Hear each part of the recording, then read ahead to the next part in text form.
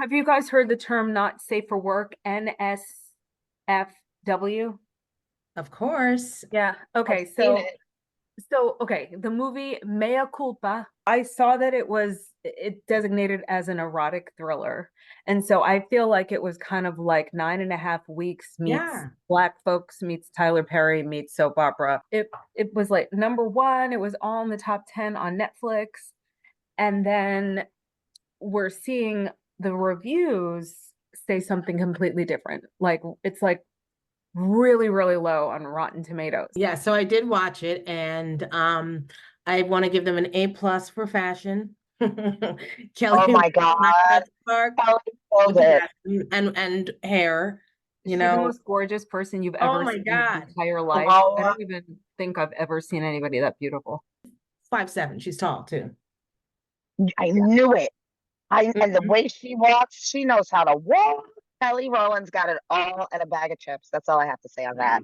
For real. So Kanji, Aurora, what did you think of Mea Culpa? I'm not really into all I thought it was more like of a love story type thing. I was like, I loved it. I was sitting on the edge of my seat. I couldn't believe it. And I'm in love with the lead guy. I just have to say, who is that? I knew you would be. He's wow. Who Kanj? isn't? Okay, so many things. So many things.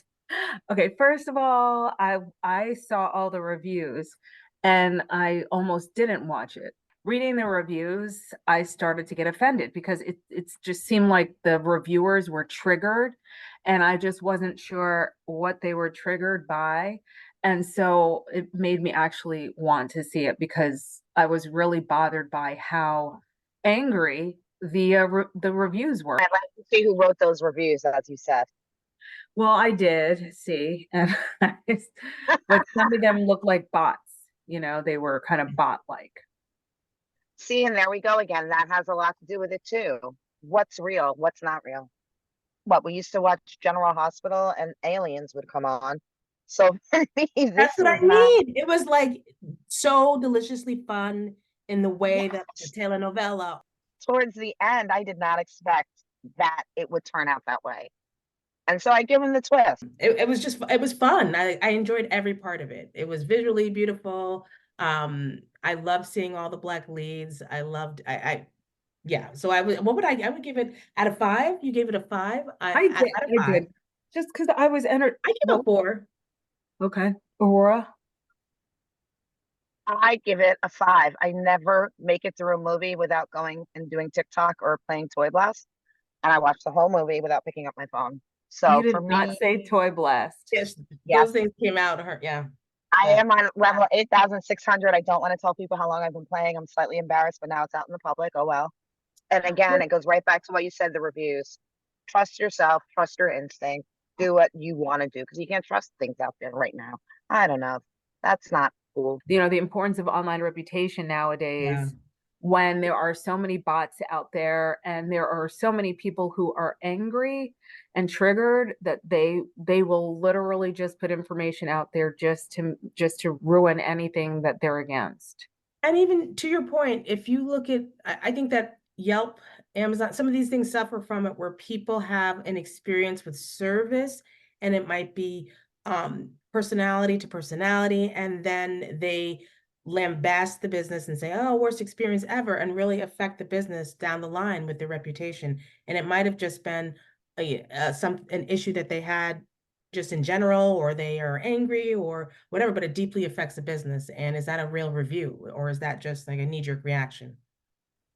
I would like to say that I went in to the interwebs and I searched my name and anything that was not real and that was a bot, I went in and did a full personal scrubbing of my own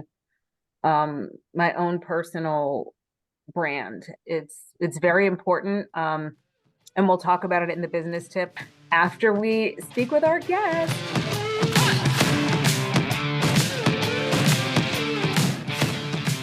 Welcome to Sispreneur Stories. We're a podcast created by 3 7th-generation sister entrepreneurs. I'm Kanji Anthony. I'm Aurora. And I'm Janita. Today's theme is cracking the staying power code. According to the U.S. Bureau of Labor Statistics, About 20% of new businesses fail during the first 2 years of being open. The Small Business Administration reports that only about 1/3 of businesses survive past the 10-year mark. Our special guest today has been in business for 20 years. Hello, Memphis. I'm Ernest Strickland, President and CEO of the Black Business Association of Memphis. In a world filled with noise, we stand firm, advocating for the prosperity of our community. As the title sponsor of Sispreneur Stories, our commitment goes beyond words. The Black Business Association has been an anchor for Memphis entrepreneurs, navigating challenges and championing resilience. Our involvement in Sispreneur Stories is a reflection of the serious work we're doing to redefine the business landscape in our city. May each episode be a catalyst for personal growth, resilience, and inspiration.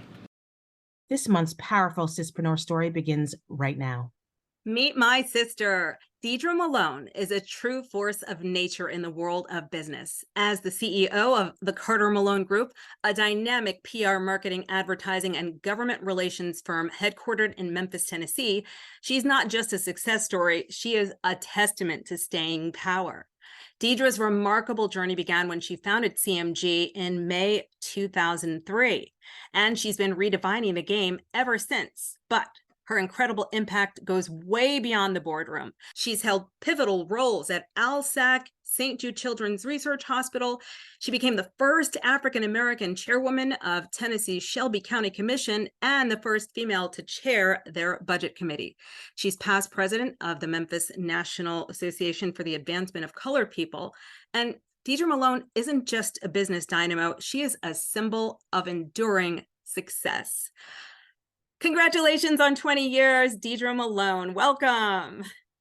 Thank you, Kanji, Aurora, and Janita. It's so good to be on your podcast. Really excited about it. Okay. Thank you. Hello, thank you for coming and spending some time with us today. You know, and I love the opening because just realizing that, you know, you sisters come from a family of entrepreneurs, and so do I. So I was really excited to hear that. Ooh, Sister power, sister power. Ooh, that's going to be, that's something I want to know more about now. Okay, so let's get into that. Talk about that moment that you became a Sispreneur and your family. Yeah, the whole story. So the story goes like this. My grandparents owned a real estate company in Chicago. And then, of course, back then they called clubs like taverns and liquor store. So they owned 3 businesses when I was growing up. And, you know, working for St. Jude and ALSAC for 10 years, I thought to myself, you know, I've always had an entrepreneurial spirit. I can always go work for somebody else if it doesn't work out, but at least I'm going to try. So I founded the Carter Malone Group, and Carter is my maiden name. So it is a family business. My sons have worked for me. My sister, Dawn, has worked for me. And so, you know, my family's in and out of the business, and it just, you know, makes me always feel so good because I know they have my back 110%. Wow, that is beautiful. I love that. And how funny, taverns. I know, right? I was like, woo! Actually, a club, a tavern. And not like what we say now. A little different from before, right? Right. Quick question, Deirdre. As you were growing up, what was it that made you go into PR and marketing? And what was it that influenced you to stay there and get where you are today? Well, I really, growing up, saw myself as potentially going to law school because I love to write and I love to argue with people. But once I got in college, I realized, you know, let me just try this journalism thing for a minute. And after graduating from college, I became a news producer. But I had a minor in marketing. And so I knew that if the news, you know, industry didn't work out for me, I could always go into marketing. And so after spending about 5 to 7 years in the news industry, I had an opportunity to transition into PR with St. Jude. Kind of went up the ranks. I started as a PR rep, an associate director of media relations, then became the director of PR at St. Jude, and then was asked to consider transitioning over to the fundraising side as a vice president. And the CEO at the time, Rick Shadiak, created a division for me. What? And yes. Girl, it says something. Mm-hmm. And it was a hodgepodge division, but it really did set me up to know that if I could do this for ALSAC, the third largest healthcare charity in the country, that I could go out on my own and at least try and start a business and hopefully it be successful. So for ALSAC, I managed international development. I created the multicultural marketing department. Corporate marketing was in my division. Merchandise marketing was in my division, and we started marketing research and celebrity marketing. So like I said, it was a hodgepodge division, but I loved every minute of it. So you're the reason why it's nation. I mean, it's amazing that, I didn't realize that you were there during the formation, the foundation. Wow. And I just have a quick question. Oh, sorry, go ahead. No, I just want, that's not a position that's often granted to African-American women. I mean, I don't know. Am I? Not at all. Not at all. There were, you know what? I actually just wanted to add on to that. Yeah. As an African-American woman transitioning from marketing to fundraising, how was that experience? Let me tell you what Dick Shadiak told me, because it was a tough decision for me because I didn't view myself as a fundraiser. But what he said to me was, he said, Deidre, if you believe in something, you can ask someone to support it. And when he said that to me, I thought, you're absolutely right, because I believe in the work that they're doing at St. Jude. So I can ask somebody to make a contribution.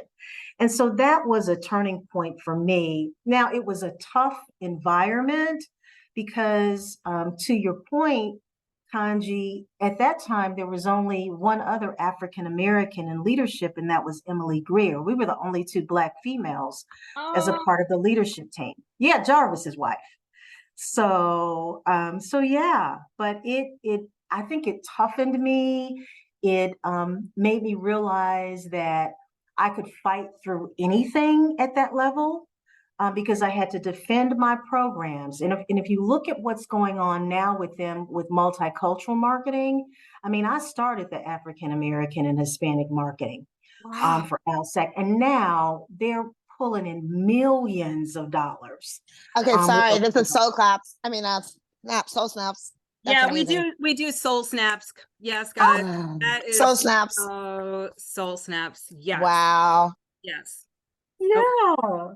So springboarding off of that, I thought, let me tell you what the sign was that I knew that I was going to be okay.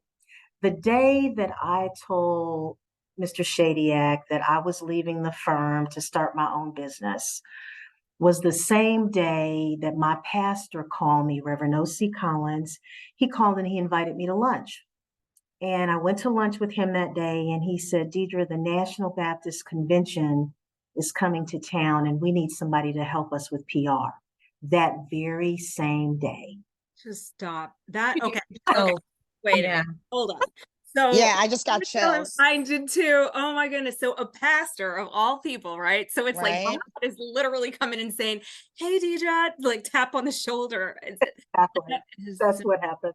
Wow. That is what happened. So I knew, I mean, it was tough, it was tough starting the business. I started it out of my home. Then I transitioned into Peabody Place, where they had where you could, have somebody answer the phone for you. You can get your mail there. You can rent a room to have business meetings. And then I read about a new business incubator, Emerge, at the time. So then I got a space in Emerge and graduated through the Emerge program. Because, I've been a vice president and a director, so I'm used to budgets, but it's different when Mhm. you own your own business. You have to do everything. And so it has been the greatest joy to be able to, have this business as long as I've had it. I even started another business and then I closed it.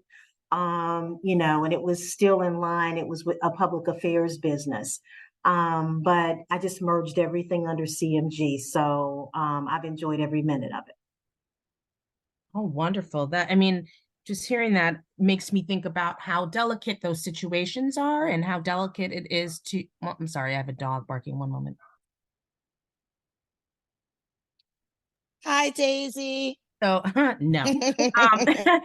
So just that segues into just, it's a very delicate situation when you're working at that level of corporate. And then, I see that you also have some political experience and you worked, with your business in the political arena. I know that those are tricky to maneuver. So what is your secret to staying in power and success? So what I would tell anyone, Janita, and that's an excellent assessment, that if you are going to be in business, don't get into politics at the same time. Because it can Sorry, definitely. Deirdre, that just made me laugh so deeply. Like, if you want to stay in business, don't get into politics. Exactly. Okay. Advice, Deirdre, great advice. Let me just say that was difficult for me because I served 8 years on the county commission, first Black woman to chair the commission. Then I decided I wanted to run for county mayor. And when you are in business, people are trying to figure out who your clients are, how to get to your clients to affect your livelihood. And that's Wow. what I experienced. That's what I experienced. Yeah, like it gets murky. It Is what you're does. saying, right? Yeah, Yeah, I totally yeah. see that. Yeah. Well, but they see, aren't they I would think that they're kind of like buzzards that are flying over. They see that if you might, like that's awful. I'm sorry. Yeah. It was horrible. It was potential candidates in my race who had influence trying to try and get me out of the race or try and get my client to cancel a contract.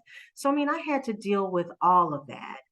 But we persevered. We definitely persevered. We had some lean years where probably in year 5, I thought to myself, okay, do I really want to keep doing this or should I go look for a job?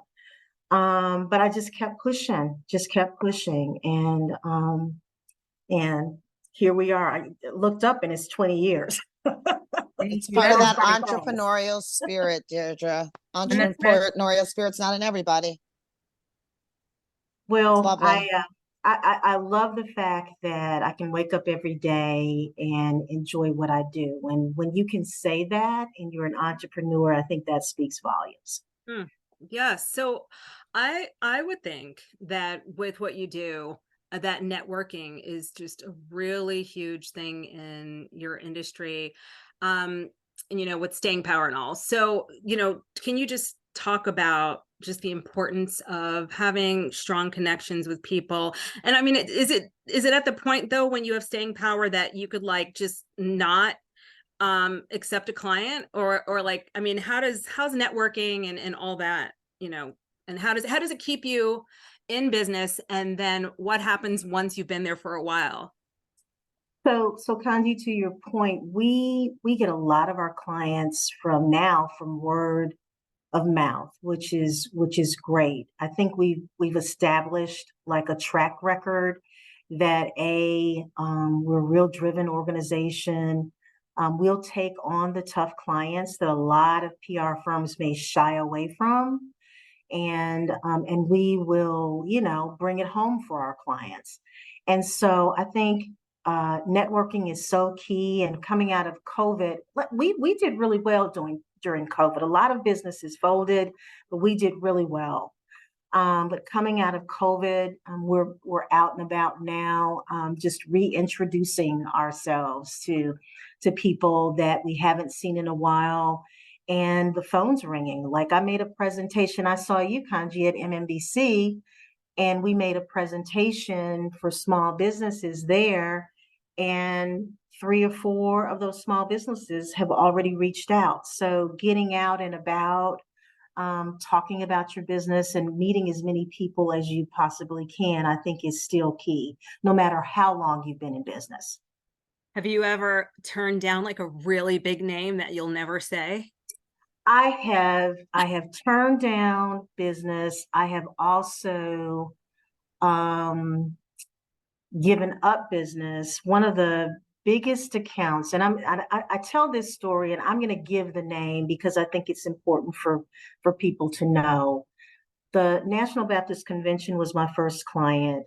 St. Francis Hospital was my second client, and then the Church of God in Christ denomination was my third client.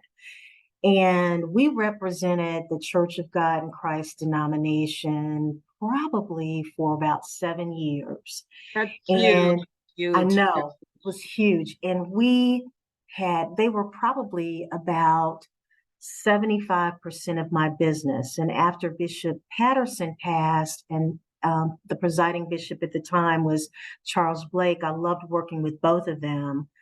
But Bishop Blake wouldn't sign a contract. We were doing Kojic Charities. We were doing all of their PR. We were doing, it was one other piece we had for them, all of their crisis communications. And they wouldn't sign a contract. And so, Bishop Blake is an astute businessman. I called him and I said, well, Bishop, I said, we're going to have to transition out in 90 days. Because if you leave me today, I will have to close my business. I said, if you're not going to sign a contract, then, and he said, well, Deidre, he said, we're not in a position to sign a contract now. He said, but as long as you're always there, if I need you, I said, I'll be here, and I need to transition the right way. So I'm going to do it in 90 days.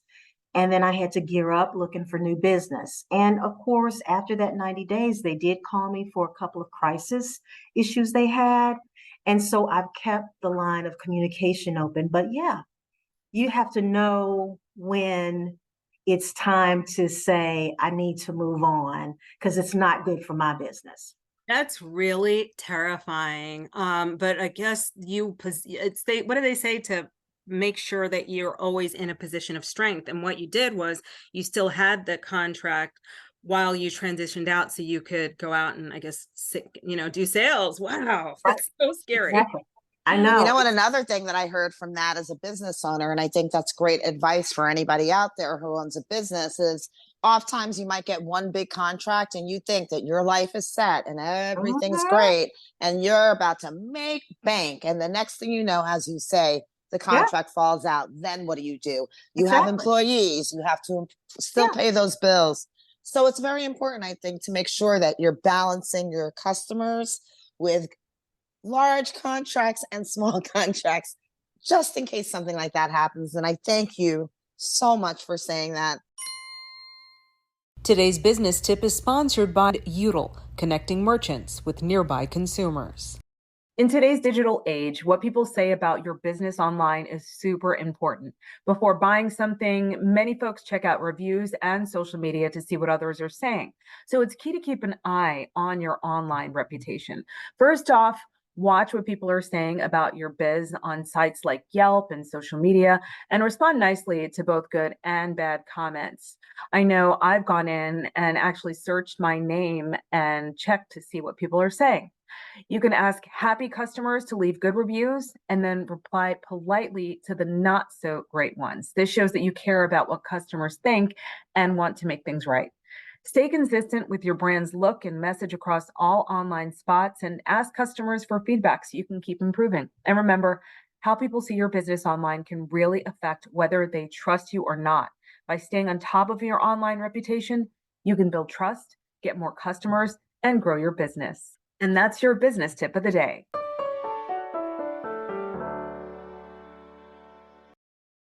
And I have another question for you now. Sure. So, seeing that you made history as the first African-American chairwoman of the Shelby County Commission, and you were also the first female to chair the budget committee, how do you experience, or rather, let's put it this way, how did your experience in public office influence your approach to business leadership and also like business advocacy? Oh, I love that question, Aurora. It really kind of helped me shape my mindset for government. Coming out of Alsac St. Jude when I was elected, and then I started my business like the second year after I was elected. I had that corporate mindset going into government. And so I felt like everything should be more efficient, right, in government. And people would say to me all the time, Deidre, this is not business, this is government. I said, yeah, but our people expect us to have a more efficient government. And so, I learned just from that experience that, government has a different mindset than business. And so I do a lot of work now, my business does, with government. And Shelby County and with the city of Memphis.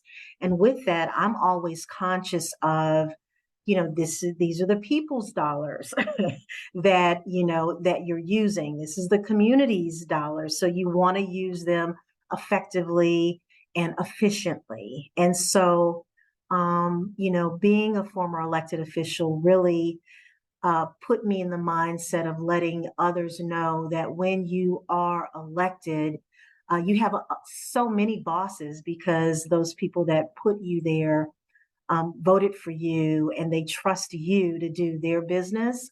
And so how I transition that to my business, my team tells me all the time, you give away the shop sometimes, Deidre, because I am so generous with candidates that are running for office. Just a couple of weeks ago, I won the election. So I'm never really kind of out of politics. So I'm now the national president of the National Women's Political Caucus. So what we Wow! Go So snaps! So snaps! Go snap. Amazing. I wish you could hear them more. So with that, Gloria Steinem, Shirley Chisholm, Fannie Lou Hamer, Bella Abzug, they started the National Women's Political Caucus, those powerhouses. So yeah, I went to Richmond and was able to pull it off. And so now what we're doing nationally is we are recruiting, training, and pushing to elect more pro-choice progressive women to federal, state, and local offices. Yeah. We need this. We need this. Oh my goodness. Thank you, Deirdre. Oh, you're so welcome. And so with that, though, I do just very little locally now. And because that will affect your business, but on a national scale, we're getting out there and trying to get more women elected to office. She's big time, guys, big time. Absolutely national. So I'm just curious, throughout this, you have a mentor, or did you, because we always talk about how important it is to not do this alone. You can't get very far if you're on an island and you're working alone in a silo. But did you have a mentor or a group of mentors that helped you navigate all of these different arenas? Yes. So when I started at St. Jude, Jerry Chipman was the director at the time, and then eventually became the vice president over communications for the hospital. He was definitely my mentor. I had transitioned out of TV news and was a very aggressive producer. And what he taught me was, Deidre, you can get more done if you are focused and there's some decorum. And so I just learned to be a lot calmer and more persuasive and not, being that raging producer that I had been. And so he was an incredible mentor. And then transitioning into owning my business, Kanji, you will know this name pretty well, Trust Marketing. I have to give kudos to Beverly and Howard for when I was still at St. Jude and Alsac. I'd do some freelance work for them, but they were kind of the standard for me, the family business, the family marketing firm. And I thought, well, if Howard and Bev can do this, I can take a stab at it and do it. And so it was nothing for me to call and ask them questions. They were very generous with their time. And so I want to give, a major shout out to them because they're like 40 years in. They're 40 years strong. You know Wow. what's amazing about that is that you find, and I'm talking about across the board, no matter what city you're in, no matter what industry, there are hoarders, people who would not share or take a phone call like that. So to hear that I already knew that they were great people, but Right. to hear what you just said is, it's what people do when no one's watching. That's the real story. And you just shared the most beautiful thing that really tells us who they are. So They are amazing. They're amazing. Absolutely amazing. Yeah. And you know what? As consumers, as business people, you can choose who you want to do business with. If you don't like the way people are operating or you love the way people are operating, it makes a difference. And that is the beauty of different businesses and having just different things out there. I love this advice that you've been giving us, Deidre. Oh, thank you. And let me just say, there's nothing wrong with saying no. I've done it. Saying, no, I don't think you're a perfect fit you're not a good fit for our firm, but let me recommend somebody else for you. Because we're not for everybody. We're just not. So, and there's nothing wrong with letting people know that. So if people have like a scandal or I'm just I was thinking the whole time, is she Olivia Pope? Olivia Pope. Oh my God. Janita, it's funny you should say that because I had a pastor call me about 2 weeks ago. He said, when I think about you, I think about Olivia Pope. That's the reason I called. I said, okay. You know what? Fixer. Whole time I've been like, But I have seen you, and I've never seen you with a 10-foot glass of wine. So red wine, that's a good thing. Right. But I think you have a really amazing support system. You have a beautiful family, and it's just, I love that. Thank you. So, okay. So if people want to get in touch with you or they have a scandal, or if they, it's, you do government contracts, you do just regular, PR and marketing, how do they reach you and what are your handles on social, that kind of thing? So they can reach out to me at my Memphis office, and I do have an office in Jackson, Mississippi too. My Memphis office is 901-278-0881. The website is cmgpr.com. Social handles, Facebook, the Carter Malone Group, Twitter, I want to say is CMGPR. And we have Twitter, we have Facebook, and we also have Instagram too. So, and that's Carter Malone Group. So we'd love to hear from you.